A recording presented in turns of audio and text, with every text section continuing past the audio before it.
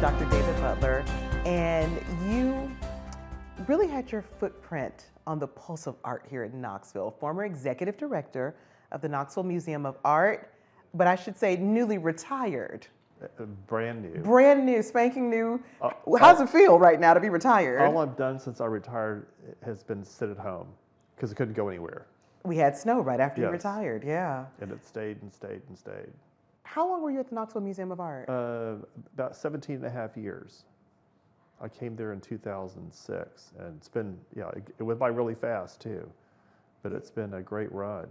It went fast, but a lot happened. Because Yeah. I remember like when I first got here to Knoxville and to just kind of witness the progression of the Knoxville Museum of Art. How did you even get to Knoxville? Because you're not from East Tennessee. No, I have lived all over the place because in my world, you kind of move around to move up. I first came to Knoxville in 2005. I was one of the, on the site visit accreditation team for the American Alliance of Museums. They kind of randomly assign you to another organization. You spend several days there and meet people and kind of dig into their operation. And it's a pretty thorough process of accreditation that then you submit that to Washington, and it's a whole long kind of a big deal. It takes a lot of time and a lot of effort. And I had the best time here. I like the people here. I was so impressed with this community. When you leave the airport, you kind of get a sense about a place. Mm-hmm. Like this place is going this way, or it's going this way, and I could really tell Knoxville was a place that was on the rise very much. And this was, remember in 2005, like downtown was just kind of getting started, and it was a very different community then. But there was a sense that things are really going to happen here. And when the then director left, really just a few months later, and I had several conversations, and I said as I was leaving, like, if you need anything, if I can help with anything, just let me know. And because I really like this place, I like you all, I love what you've done here. I kind of felt like there's a lot of things I would do different if I'd love to get my hands on this place because there's so much potential. Just beautiful building, a really committed core of supporters, and a real commitment to this community. But there seemed to be something kind of that they wanted something that wasn't there, and they couldn't quite articulate what that was. And as it turned out, I ended up coming here as director. I had a nice introduction, and I don't think they even interviewed anybody else. We really hit it off at that initial visit, and it felt like it was meant to be. So I came here less than a year later. I was here as director. Did you have like a checklist of like, okay, I saw a few things where I felt like things could be improved, or I'd like to put my mark on this? When you first got here, kind of how did you get started in revamping the museum? I didn't, and I'm a big believer. Like when you're new, when you're in a new situation, you listen and you watch and sort of try to figure things out, and did that for a while. I also had a big stack of paper like this from kind of a strategic planning process that the board had gone through, and it was really kind of a list of, here's things we don't like, here are things we're not happy about, and there was a sense that, well, what we're showing is people really don't connect to it. It's a lot of contemporary art. We don't really like that. Kind of vague dissatisfaction, but no sense of, oh, here's where we should go. And I think the biggest contribution that I made, and probably my one really good idea in a very long career, was to decide to get the board and our stakeholders to agree that we're going to focus on East Tennessee. That's going to be the core of what we do. This is where we are. This is a really special place in the world. As it turns out, there's a really rich art history here, and that turned out to be a really good decision, and has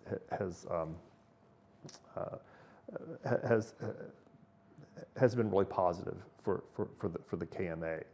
Yeah, it's funny you should say that, because when I think of East Tennessee, I think of rich music history. Exactly. I think of Appalachian music. I think of bluegrass. I think of Dolly Parton, and the There's Oak Ridge Boys. There's so many things. I don't think of art. Well, I do now. There's such a rich music history, but there's also a really rich history in the visual arts. It goes way back. and it's surprisingly diverse history. It just happens that the most important artist that Knoxville ever produced, Buford Delaney, was African American, and we're really proud of that. And I think everybody in Knoxville can be proud of that. Buford Delaney is kind of leading the parade. Buford and his brother Joseph, important on a national, international scale, and we're just lucky to have that kind of a historical accident. That this kid from East Knoxville became one of the most famous modern artists in the world, mostly in Paris, but most of his career there. But and now the KMA has the largest public collection of Buford's work in the world.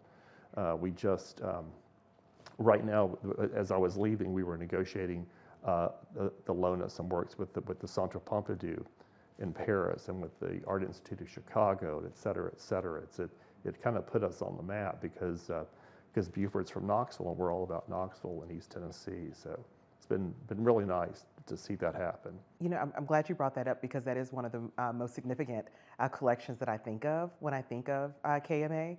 What was it like? What was that journey like to really bring him to prominence here, to make sure that he has a place and everybody knows about him? Yeah, it's been quite a journey and a much longer journey. I became part of that journey fairly late in the game. The curator of the KMA, Stephen Wicks, has always say Stephen plays the long game. 30 years ago, when he was 16 and just starting out there, he wanted to collect and show Buford Delaney, but at the time, because there were legal issues with the estate, it wasn't possible to do that. And he's been patiently building support and developing a really close relationship with the estate. And when all those complicated legal issues got sorted out, I think it's about 2017, 2018, we were able to make a big purchase from the estate and create the core of this collection, which has since grown. So it's because a lot of people have been working hard for a long time that happened. We're an overnight success after about 30 years. A lot of work. Why should people care about his artwork? For people who are not artistically inclined, they really don't get art when they look at it. Why is his work so important? You know, it's so funny because Buford seems to a lot of his stuff is abstract, which a lot of people don't think. I don't like that, but wait till you see one. You kind of have to experience them in person, and there's something so compelling and so accessible. And there's Buford was kind of a tortured soul in many ways, and he had suffered from mental illness, and he was poor, and just he had a lot of strikes against him, and somehow that at the same time he was an incredibly attractive personality. People loved him. People kind of took care of him. I mean, some big famous people along the way. He seemed to attract the attention and the respect and affection of everyone he interacted with, and his personhood. I'm not saying this very well. You get a sense when you look at his paintings of that strong personality, that deeply feeling person. And again, it's hard to explain, it's hard to put into words, but there's something very affecting about his work. And there's a kind of warmth and human quality that comes through so much in those. You talked a lot about the Knoxville Museum of Art really focusing on, East Tennessee art and what we have here. One of my favorite portions of or spots in the museum is the higher ground. Yes. And just that whole section of Appalachian. Every time I go, I feel like I see something else. If you just keep looking, that long mural. Yeah, and I don't know if you've been there since we've completely redone that. We've moved it, we've reinstalled it. That was kind of the last project that I was involved with before I retired. I have. It's on the first, like when you first go in and on the left. Go now. I think they're reopened now since they've got the sidewalks chiseled away finally. We've greatly expanded. There's a whole room just for Buford and Joseph Delaney. Another room with artists like Catherine Wiley, who another great Knoxville artist around the turn of the 20th century. I always say if Catherine Wiley wasn't female and wasn't from East Tennessee, she'd be the most famous artist in America. A great American impressionist, and who is hardly known. We have a very large collection of her work, as well as some other. There's a big, active, ambitious artistic community in Knoxville around late 19th, early 20th century that people don't know about. This was a very ambitious place. It was going to be the next Nashville, the next Atlanta. It didn't turn out that way, and that's okay. And we're fine with that. Yeah, we're okay. We're very fine with that. But there was a lot going on here, and we've become more aware of this since we started collecting in East Tennessee and really focusing on that. And that's been a really terrific project for us.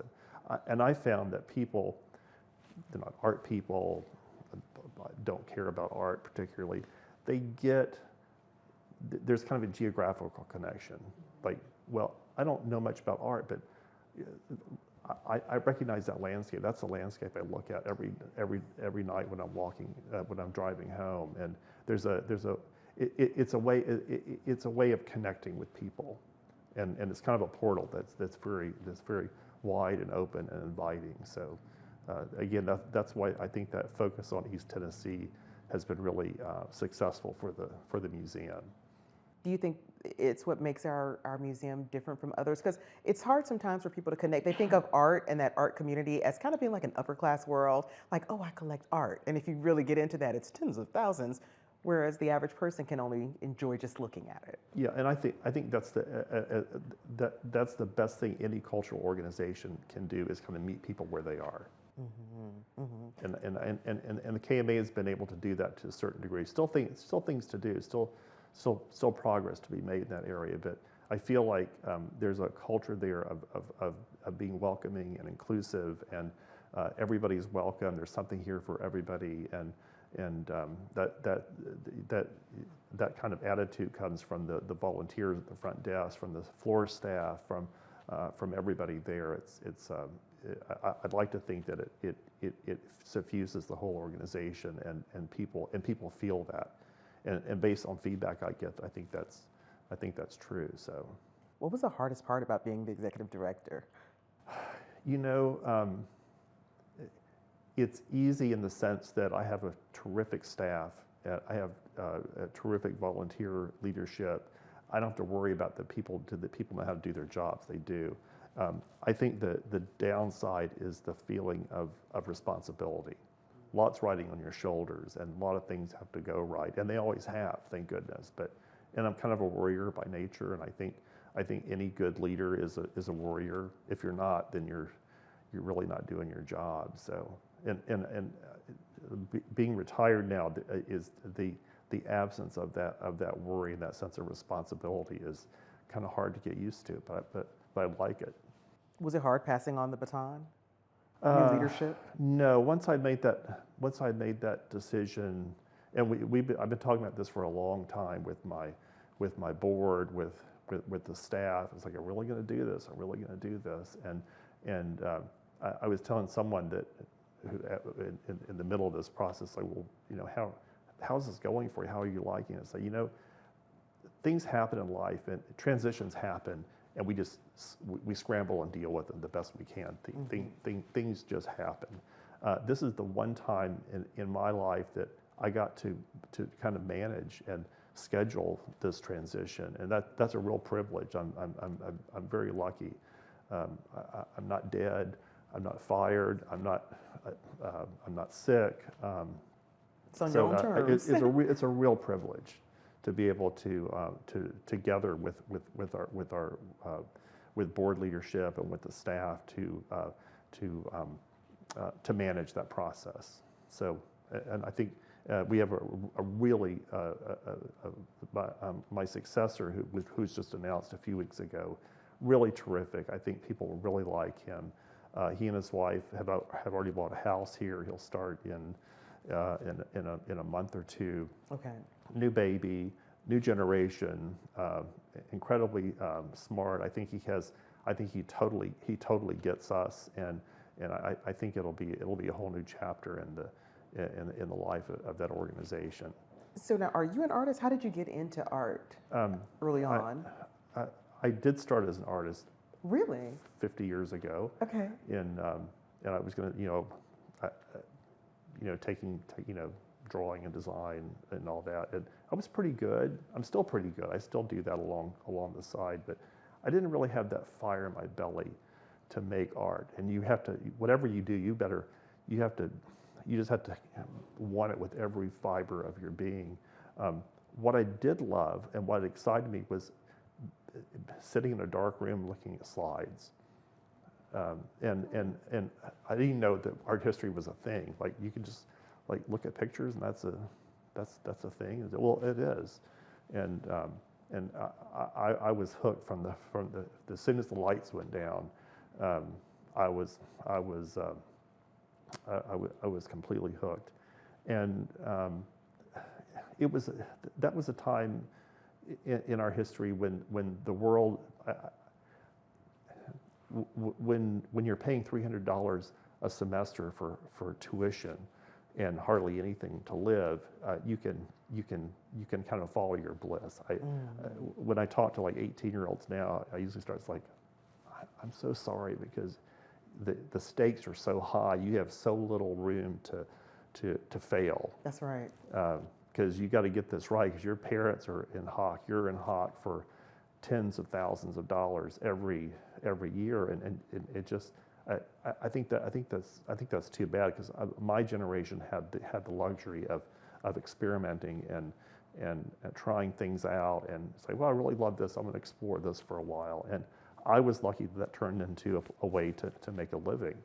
And I kind of decided early on was that, well, maybe I should go to law school. I had to come up with some field of study that was going to get me a job down the road. And in law seemed kind of interesting. I like words. I like to write, and had friends in business. And it'd be nice to make a lot of money. Oh, and, yeah. And for me, it came down to what kind of people do I want to be around every day, and that really kind of determined where I ended up academically and then professionally. And I really wanted to be around people that had some of the same interests that I did. I didn't want to feel like I'd hate to work at something where you're not really engaging. You're not really engaged in the things that you really love every day. And, That's a phenomenal question to ask, for teens to think about instead of what do you want to do or make money? Who do you want to be around? What kind of people? Well, who's your tribe? Right. And if you know that, then the rest will come fairly easily. Again, it was a different world. I think it's much harder to direct your path, but it's still possible. It's just a lot harder. I think you have to be even better and smarter and work harder but you can still do it. Who's your favorite artist? Oh, that's a good question. I always tell people when I describe the path of my career arc. I did my graduate work in Italian Renaissance and Baroque, and I can pull out documents in the state archives in Rome and understand them and interpret them and translate them, and that's what I was trained to do. And I spent most of my career working in community development in Appalachia, and somehow that all worked out okay. Skills are transferable. You can't be too predictive about the course that your career is going to take. And again, that's the thing where you really dig in the things that thrill you and excite you and satisfy you, and the rest will come. I really believe that. Sometimes, even if it's not obvious, if it's not apparent how that's gonna work out. I love the fact that the Knoxville Museum of Art always has student exhibitions. Do you ever look at some of the artwork and go, "Ooh, wait a minute, this kid could go somewhere"? Well, and we think of that student show, which we've done for that. I didn't start that; it started right before I got here. But I've been a big supporter, and Roz Martin, who has been who has organized that for years and has run our the education programs at the KMA for a long time very well. We really think of that as that's kind of the pipeline for the artists that we're going to show in Higher Ground or whatever future manifestation of Higher Ground there is. These are the artists that will have, they're rooted in this community, and it's so nice to be able to kind of put the spotlight on some really good ones. Most of them they're not going to end up being artists as a career, but for a moment, like, they were recognized and kind of pulled out of the crowd, and it is so much fun to be in that show and go through, watch kids take their parents through, because the whole family is there and they're so proud, and it's been a great thing for us. And I still talk to people now we've done it for so long, people with kids of their own now. It's like, oh yeah, when I was in 7th grade, I had a piece in there and I was so proud, and they still talk about it. It's a big thing. So listen, I'm a fully grown adult, but I too have had my artwork shown in high school at an art gallery, and you do not. I went to arts high school, yeah, and you don't forget it. You literally feel it elevates something in you. Yeah, and those are often kids that they're not getting much recognition along the way. Yeah, for a lot of kids who are into the arts, maybe they're not academically strong, but they are artistically strong, and that's their point of pride. Yeah, and you see so much. You see a lot of angst in there. Oh man. If you think back to when you were, 15, 16, 17, how tough the world is and how confusing, and a lot of that comes out, and there's really, I feel like, gosh, I'm so glad you're doing this, looking at your work, because you might be in real trouble otherwise. Oh man. I mean, I think it's a really healthy, it's a really healthy way of expressing some complicated feelings. Almost like a therapy. I think it is, yeah. For some kids. What do you think the art community is missing here? What do we need? That's a good question. I feel like we're in the early stages. I have this theory about Knoxville, is that we get too big for our britches periodically, but that's why it's such a great community. You think about the World's Fair, for example, and that's not the earliest example, but doing this big, crazy, audacious thing that worked, and the day after the fair closes, no one's really sure what happens then, but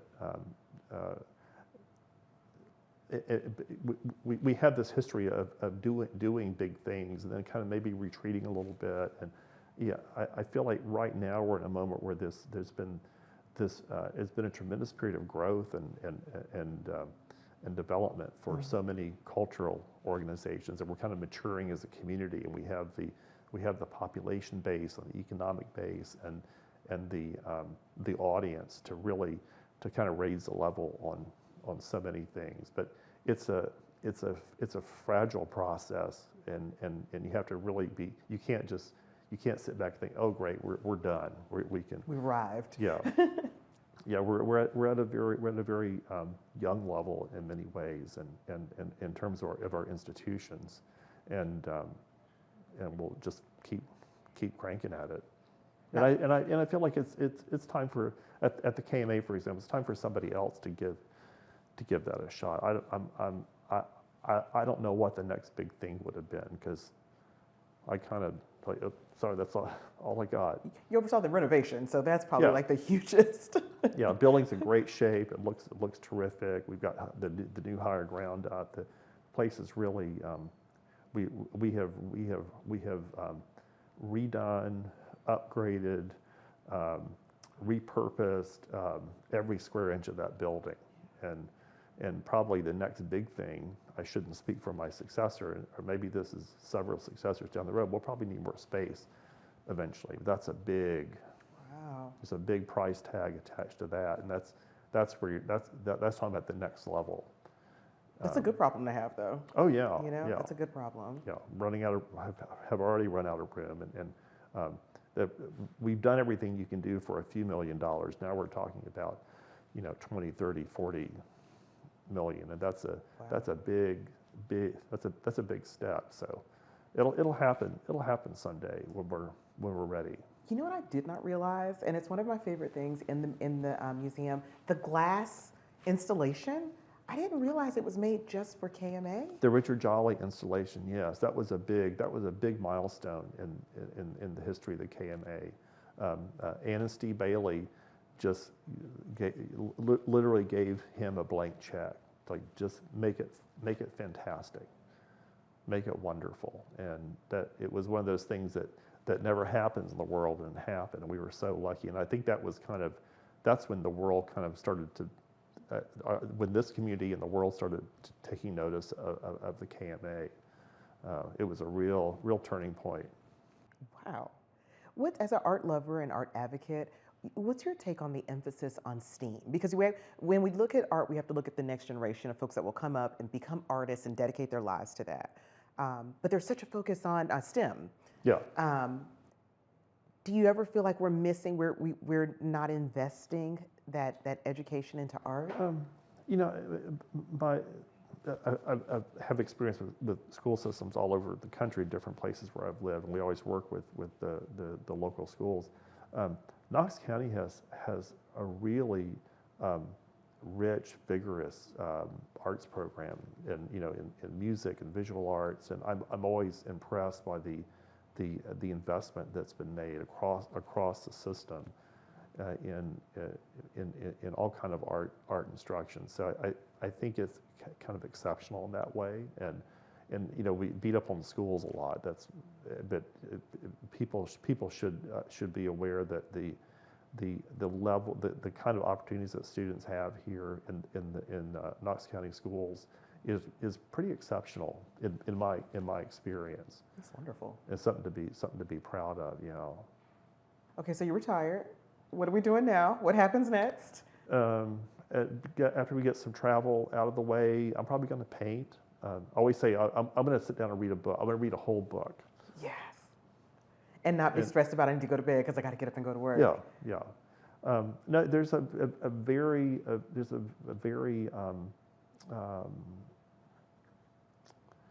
very undefined.